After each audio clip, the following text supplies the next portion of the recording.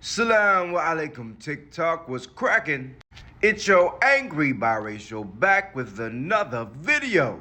I'm changing up my TikTok content a whole lot. But don't stress out. If you're a fan of my original content, make your way over to my YouTube channel, Angry Biracial Reacts. The content there will stay 100% the same. But here I want to be more candid. Ever since I started to blow up on social media, people have made a lot of assumptions about me. People have lied about me. People have mocked my stutter, mocked the fact that I'm biracial. Hell, even bigger YouTubers with 200,000 plus subscribers did several videos on me just bashing me and making up shit. And for the most part, I just ignored it. And during this video series, you'll learn why. I've always been very open about my life. I've written 2 books concerning my life. This one, it's available on Amazon and Audible if you like audiobooks. And this one about my father. So I've never shied away about speaking my truth and who I am. But one thing I have never talked about, and this is going to be the first time ever publicly talking about this. I'm a schizophrenic. It feels good and it's scary to announce that.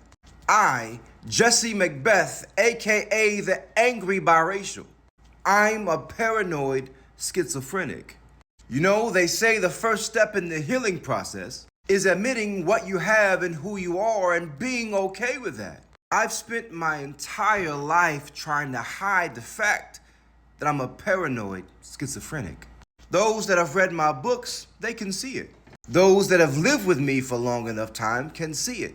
I pride myself on hiding it outwardly.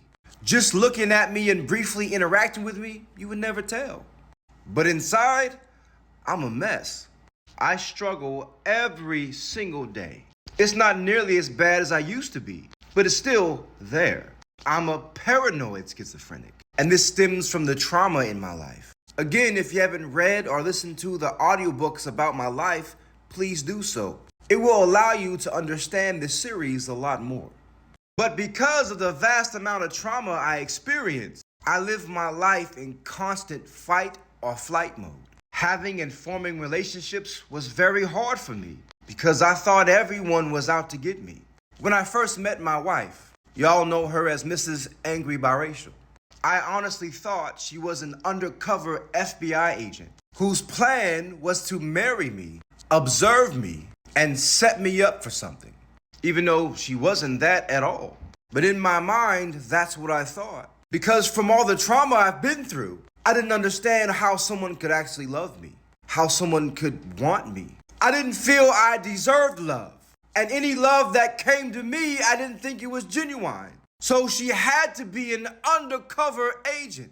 And I lived in that delusion for like the first year of our marriage. And that's just one of many delusions that I've had in my entire life. And that one was 12 years ago. And even to this day, I'm constantly paranoid. I hate going out in public spaces because I feel like someone is watching me. Technically, a lot of people are watching me.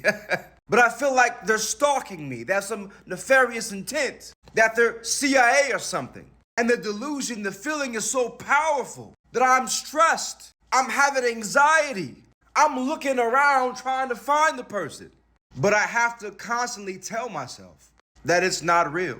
That this is one of my delusions. I have to recognize it. And I gotta talk myself down. But one of my biggest, most public delusions that was politicized, that got me in a lot of trouble, and that I'm still harassed about today, was this.